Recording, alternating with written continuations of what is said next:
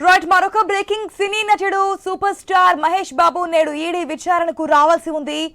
Surana group Sai సూర్య developers money laundering కేసులో మహేష్ బాబుకు ED అధికారులు నోటీసులు జారీ చేశారు.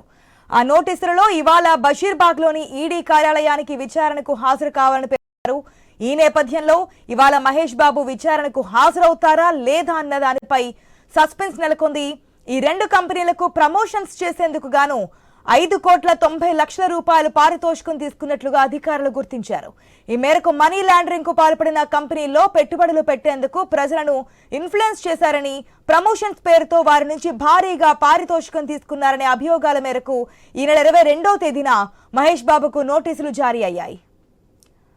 రైట్, మరి ఈడీ కార్యాలయానికి విచారణకి హాజరవుతున్నారా మహేష్ బాబు లేదన్న డీటెయిల్స్ తెలుసుకుందాం మా ప్రతినిధి లహరి ద్వారా. లహరి, ఈ రోజైతే విచారణకి రావాల్సి ఉంది. మరి మహేష్ బాబు నుంచి ఎటువంటి రియాక్షన్ కనిపిస్తోంది, ఎంతవరకు వస్తున్నారనుకోవచ్చు?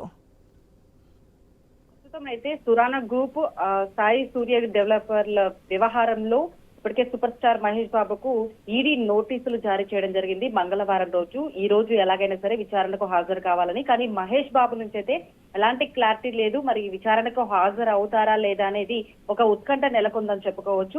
సో చూసుకోవచ్చు, ఈ నేపథ్యంలో ఇప్పటికే సూపర్ స్టార్ మహేష్ బాబు చాలా వరకు కూడా కొన్ని యాడ్స్ కి సంబంధించినటువంటి కొన్ని షూట్స్ చేస్తూనే ఉంటారు. అందులో భాగంగానే ఈ సురానా గ్రూప్ అలాగే సాయి సూర్య డెవలపర్స్ మనీ లాండరింగ్ కేసులో కూడా మహేష్ బాబుకు ఈడీ అధికారులు నోటీసులు జారీ చేయడం జరిగింది. అయితే ఈ రెండు కంపెనీలు కూడా ప్రమోషన్స్ చేసేందుకు సూపర్ స్టార్ మహేష్ బాబు 5.9 కోట్ల పారితోషికం అయితే తీసుకున్నట్లుగా ఇప్పటికే ఈడీ అధికారులు కూడా గుర్తించడం జరిగింది. ఈ మేరకు అయితే మనీ లాండరింగ్ కు పాల్పడినటువంటి కంపెనీల్లో పెట్టుబడులు పెట్టేందుకు ప్రజలు ఇన్ఫ్లుయెన్స్ చేశారని చెప్పేసి ప్రమోషన్స్ పేరుతో వారి నుంచి భారీగా పారితోషికం తీసుకున్నారనే ఒక అభియోగాల మేరకు కూడా ఈ మహేష్ బాబుకు ఈడీ నోటీసులు జారీ చేయడం, అలాగే ఈ రోజు విచారణకు హాజరు అవ్వాలని చెప్పేసి చెప్పడం జరిగింది. మరి హాజరు అవుతారా లేదా ఒక ఉత్కంఠ నెలకొందని చెప్పుకోవచ్చు. ఒక సస్పెన్షన్ కూడా నెలకొంది. మరి కాసేపట్లో అయితే ఈ విషయంపై ఒక క్లారిటీ తెలిసే అవకాశం అయితే కనిపిస్తుంది. ఆశ.